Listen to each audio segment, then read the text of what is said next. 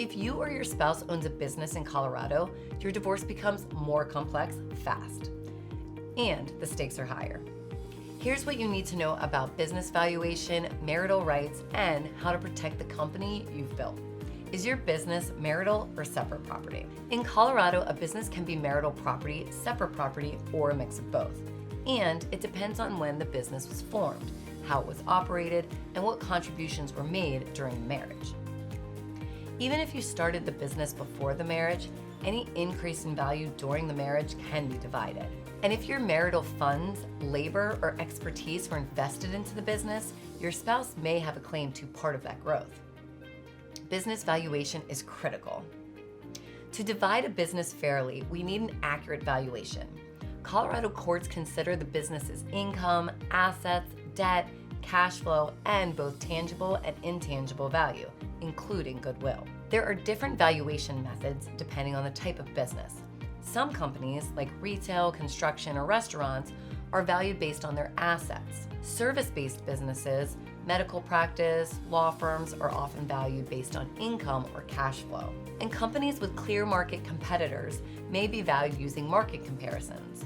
Using the right valuation method matters. A proper valuation can dramatically change the financial outcome. We work with neutral or independent valuation experts to make sure the number is accurate and not skewed in the other spouse's favor.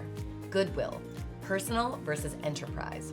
Goodwill is the intangible value of your business, your reputation, client relationship, and earning potential. Colorado distinguishes between enterprise goodwill, the value of the business itself, and personal goodwill, value tied to your personal skills or reputation. Enterprise goodwill may be divided.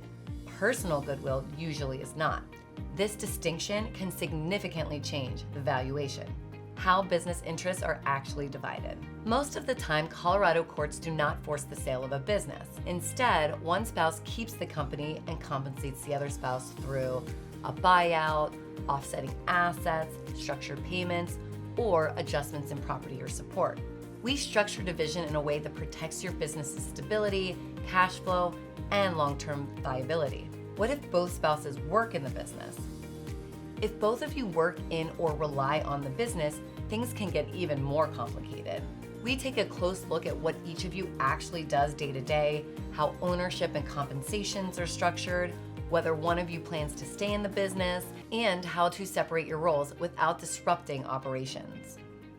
In high conflict cases, we may request temporary orders to protect access to accounts, prevent asset dissipation, or stabilize payroll. Business debt and financial risk. Business debt, loans, and liabilities are also considered.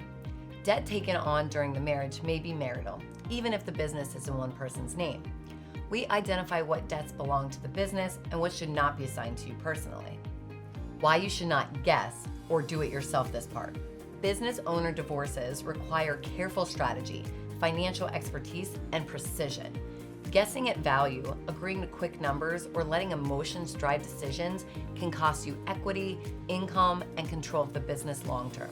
Our job is to protect both your financial interests and the stability of the company you built. If you're divorcing in Colorado and you own a business or your spouse does, reach out. We'll walk you through the valuation, division options, and the best way to protect your business and your future.